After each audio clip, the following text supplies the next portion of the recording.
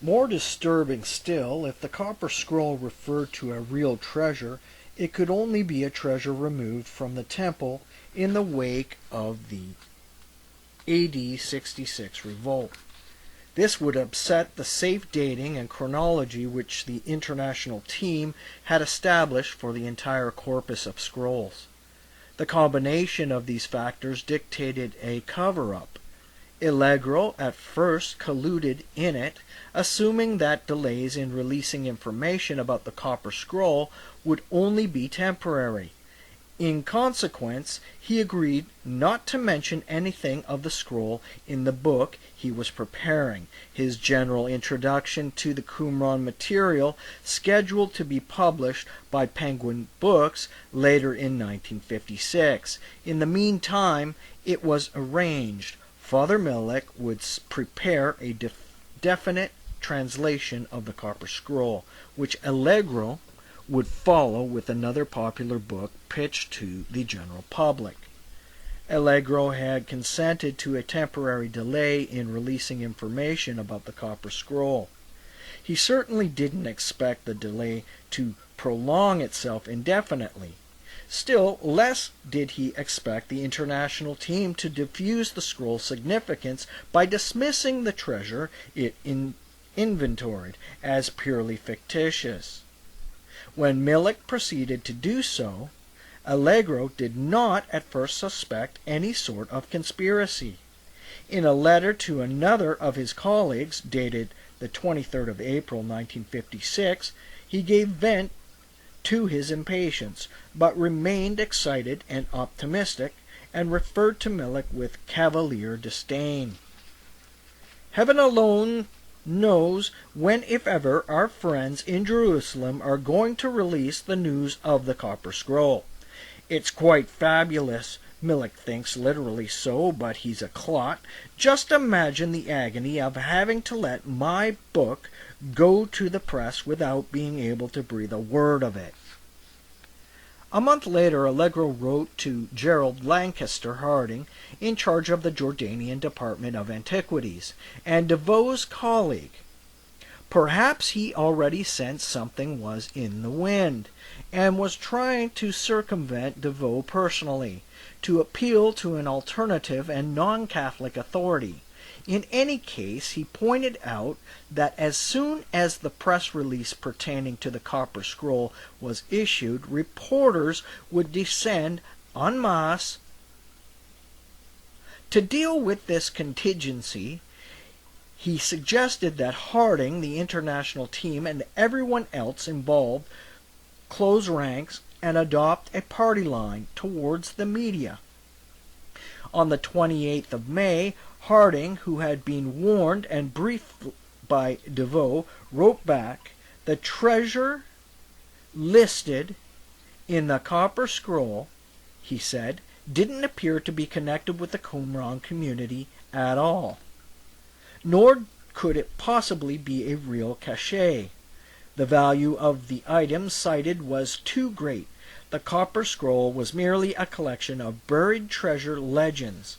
4 days later, on the 1st of June, the official press release pertaining to the Copper Scroll was issued. It echoed Harding's assertion. The scroll was said to contain a collection of traditions about buried treasure. Allegro appears to have been stunned by this duplicity.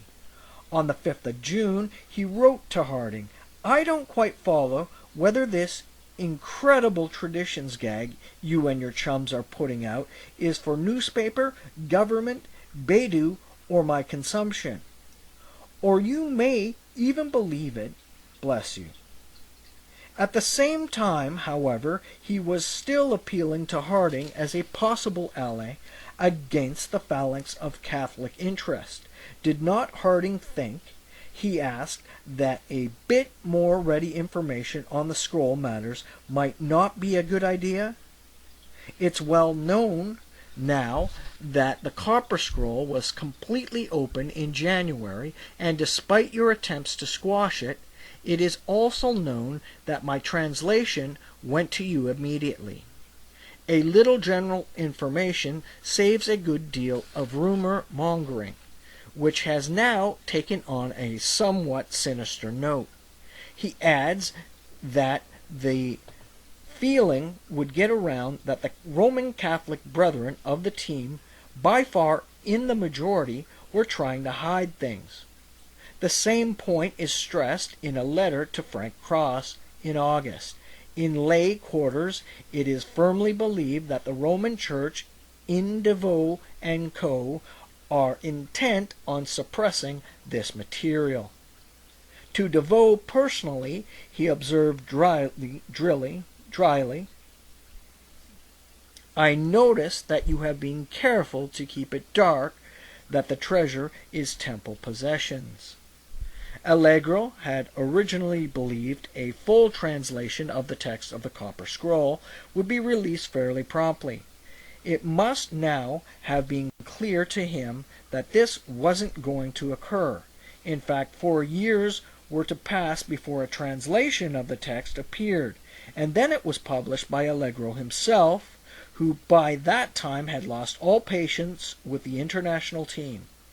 He still would have preferred to publish his popular book after the official translation, scheduled to be done by Father Millick, and was led to believe this would be possible. Millick's translation, however, was suddenly and unexpectedly subject to further delays, which may well have been deliberate. Allegro was asked to postpone his own publication accordingly. At one point, indeed, this request, transmitted through an intermediary, appears to have been attended by threats from a member of the team whose name cannot be divulged for legal reasons. Allegro replied that, as conveyed to me, the request was accompanied by the expression of some rather strange sentiments originating, it was said, from yourself and those whom you were acting. There appeared even to be some forecast of consequences were I not to accede to this request. The recipient of this letter wrote back sweetly that Allegro must not imagine himself the victim of persecution. Thus, when Allegro went ahead with his own publication, he found himself in the embarrassing position of seeming to have preempted the work of a colleague. In effect, he had been maneuvered into providing the international team with further ammunition to use against him, and of course to alienate him further from them. Millick's translation, in fact, did not appear until 1962, 2 years after Allegro, 6 years after the Copper Scroll had been sliced open in Manchester, and 10 years after it had been discovered.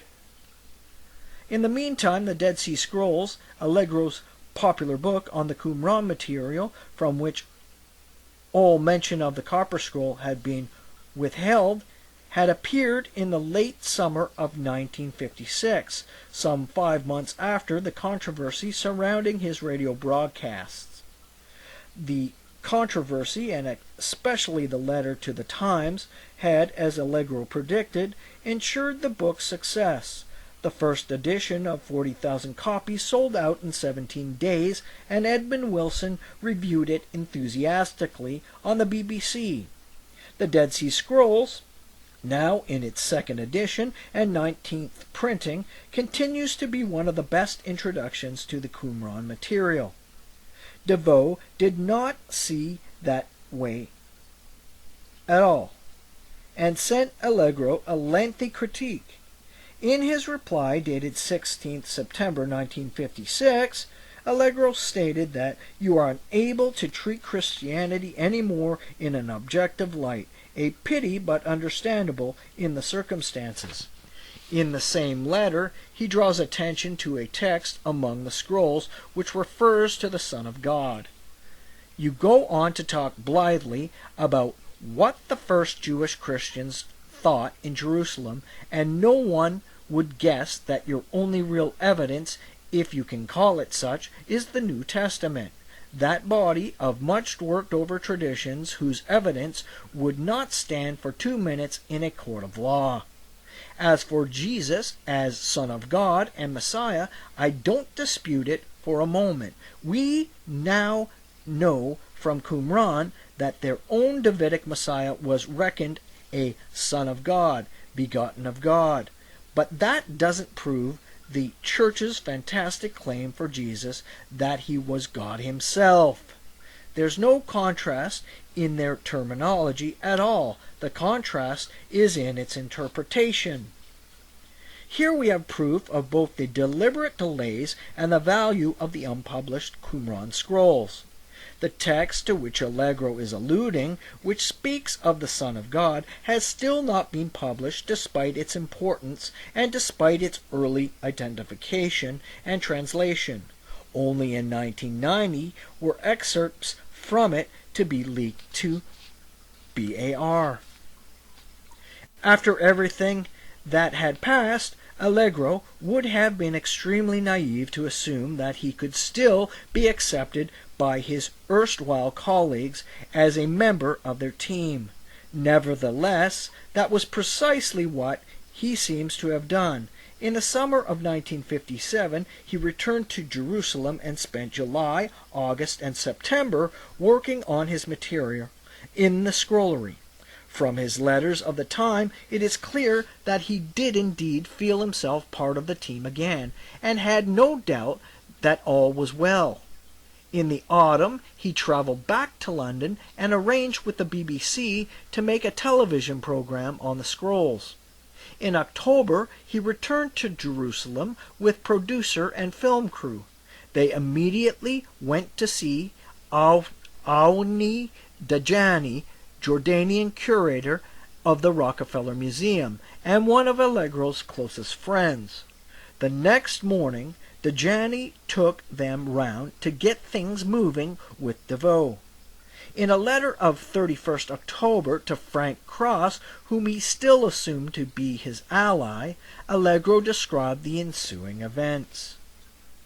We foregathered and explained what we hoped to do, only to be met with a blank refusal by DeVoe to collaborate in any way.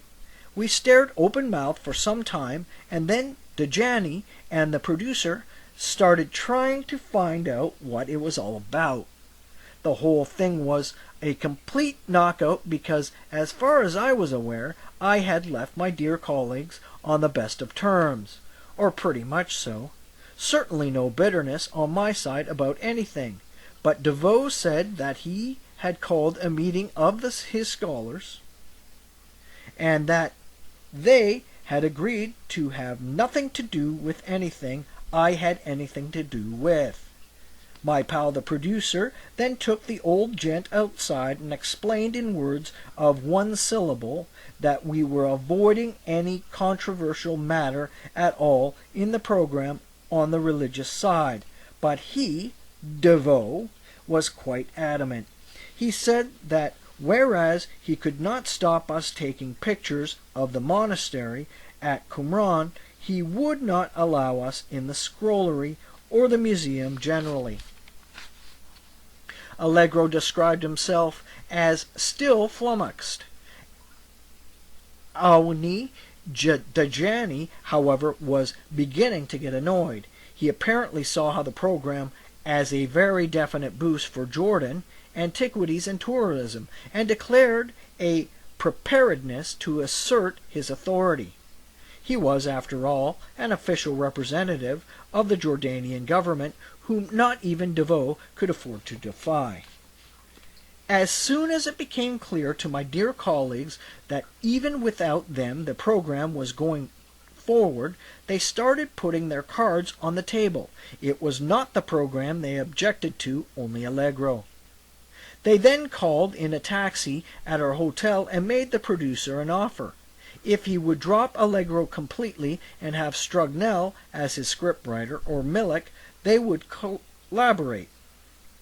Then one day, after we had returned from an exhausting day at Qumran, Awni phoned to say that when he had got it in it. Oh, God. Again.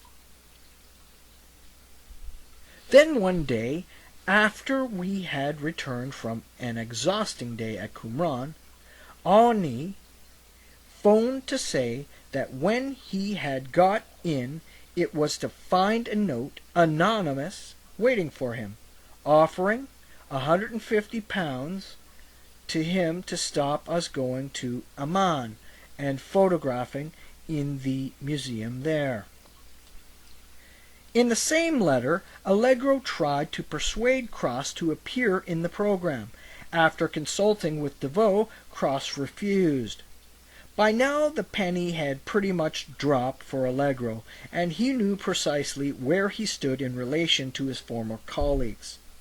On the same day that he wrote to Cross, he had also written to another scholar, a man who was not officially a member of the international team, but had been allowed to work with the scrolls.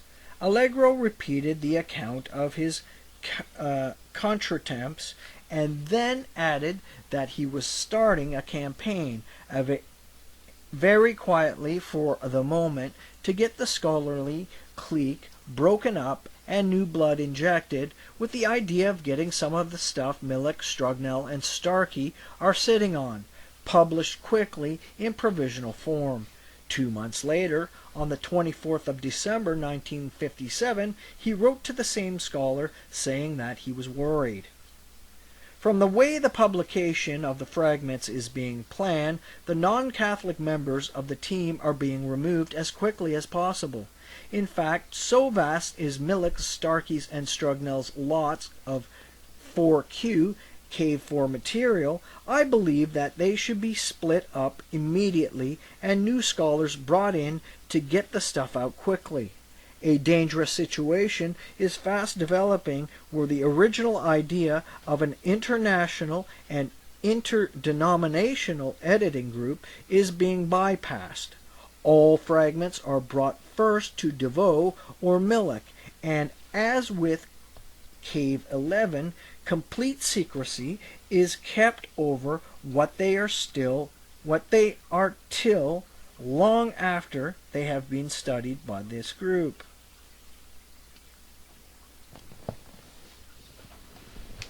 This report is extremely disquieting.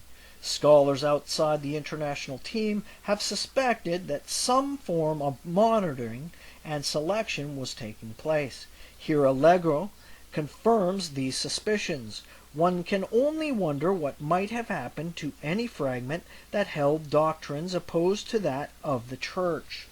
Allegro then outlined his own plan, part of which involved inviting scholars who can spare 6 months or a year at least to come to Jerusalem and take their place in the team. I believe that a rule should be laid down that preliminary publications must be made immediately the document is collected as far as it seems possible, and that a steady stream of these publications should be made in one journal. This business of holding up publication of fragments merely to avoid the deflowering of the final volume seems to me most unscholarly, as is the business of keeping competent scholars away from the fragments. There was perhaps good reason when we were in the first stages of collecting the pieces, but now that most of this work is done, anybody can work over a document and publish it in at least provisional form.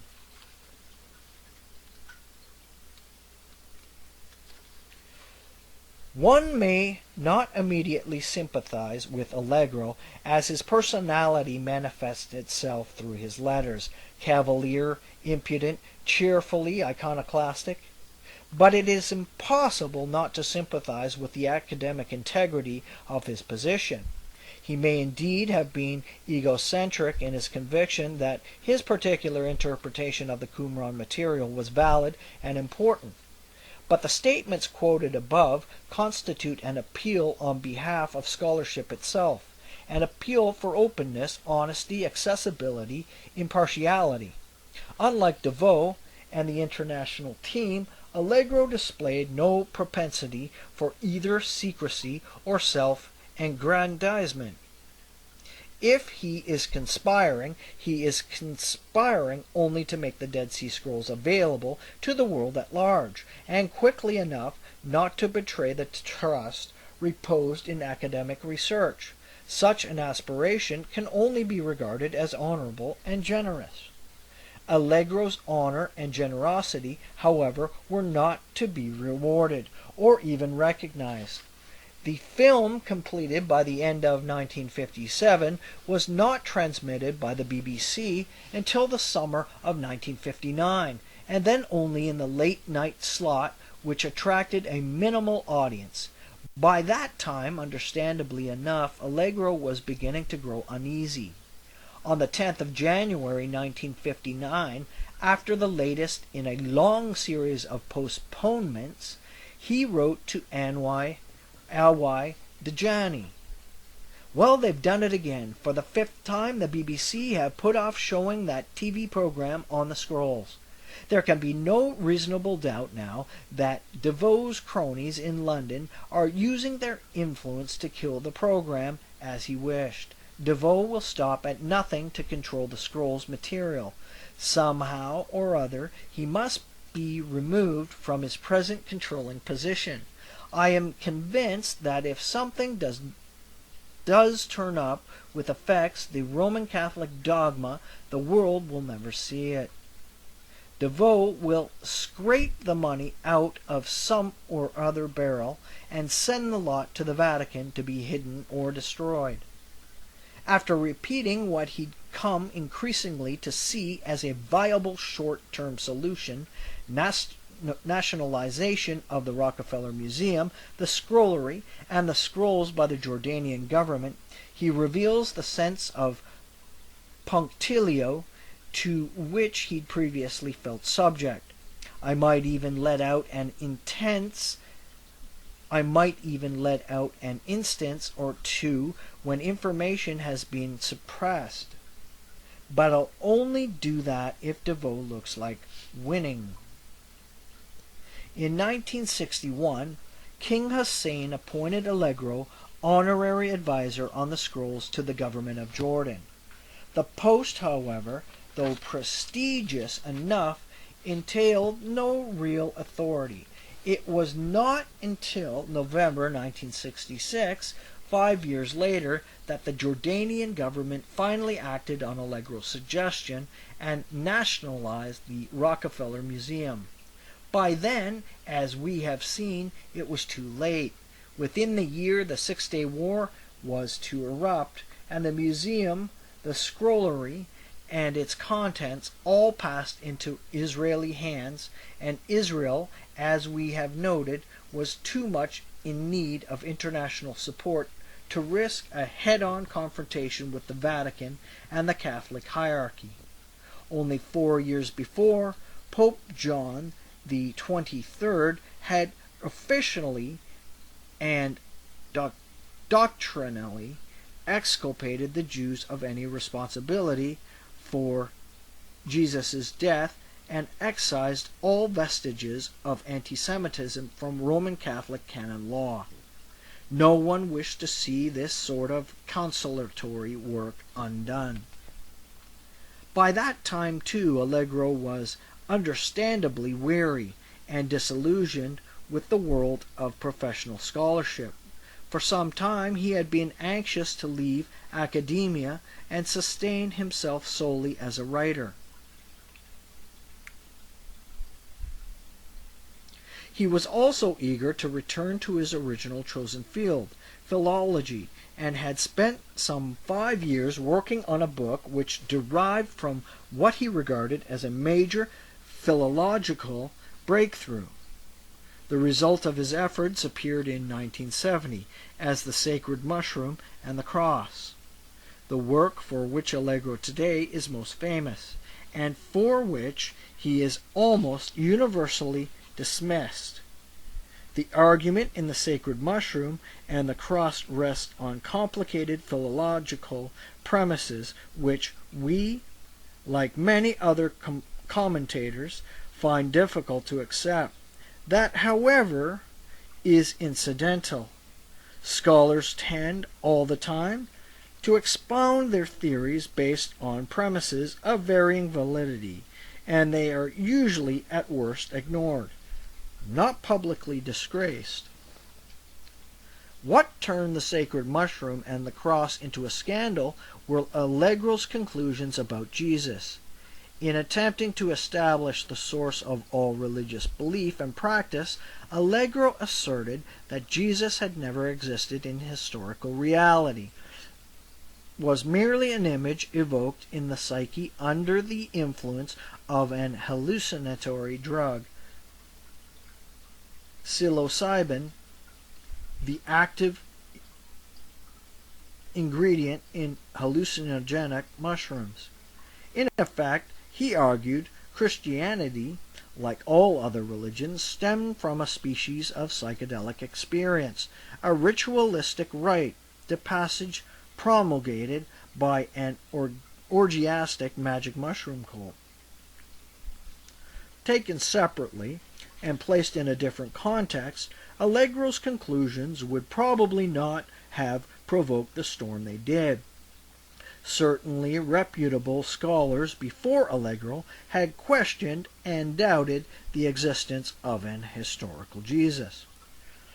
Some of them, for that matter, still do, though they are in a minority, and there is little dispute today that drugs, psychedelic and of other kinds, were used at least some extent among the religions, cults, sects, and mysterious schools of the ancient Middle East, as indeed they were and continue to be across the world. It is certainly not inconceivable that such substances were known to and perhaps employed by first-century Judaism and early Christianity. One must also remember the climate and atmosphere of the late 1960s. Today, in retrospect, one tends to think in terms of the so-called drug culture, in terms of a facile ersatz mysticism of Ken Kesey and his merry pranksters, of Tom Wolfe and the electric Kool-Aid acid test, of hippies thronging the streets of San Francisco's Haight-Ashbury, staging love-ins and be-ins in Golden Gate Park. That, however, is only one side of the picture, and tends to eclipse the very real excitement and expectation that psychedelia generated even in more sophisticated and disciplined minds. The conviction shared by many scientists, neurologists, biochemists, academicians, psychologists, medical practitioners, philosophers, and artists that humanity was indeed on the verge of some genuine epistemological breakthrough. Books such as Huxley's The Doors of Perception enjoyed enormous currency, and not just among the rebellious young. At Harvard, Timothy Leary and his proclamations of a new religion still possessed in those days a considerable measure of credibility in the teachings of Don Juan. Castaneda had produced not just a best-selling book, but also an acclaimed academic dissertation for the University of California. Psychedelic substances were routinely used in both medicine and psychotherapy.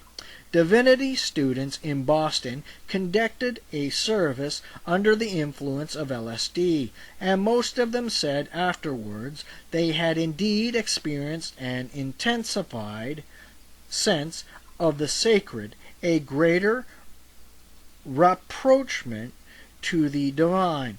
Even the MP Christopher Mayhew, later Minister of Defense, voluntarily appeared stoned on the nation's television screens, beaming beatifically at his interviewer, wearing a seraphilically celestial smirk of a man newly promoted to sagehood.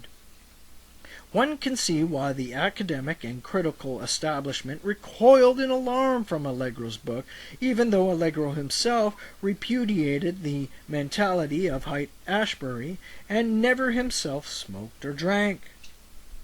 All the same, and even if not for the reasons usually cited, The Sacred Mushroom and the Cross was a distinctly unorthodox book, and effectively compromised Allegro's credibility as a scholar.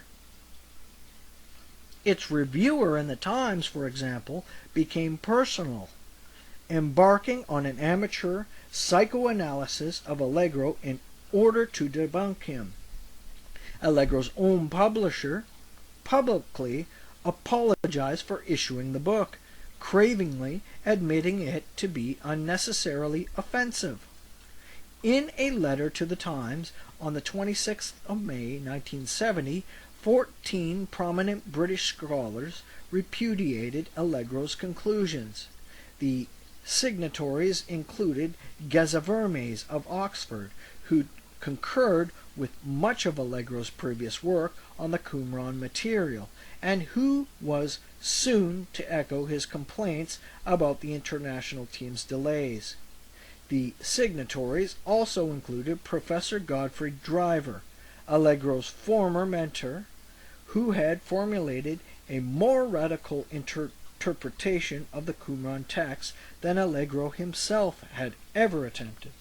Allegro continued to bring the attention of the public to the delays in the publication of the scrolls. In 1987, a year before his death, he declared the international team's delay to be pathetic and inexcusable, and added that his former colleagues for years have been sitting on the material, which is not only of outstanding importance, but also quite the most religiously sensitive.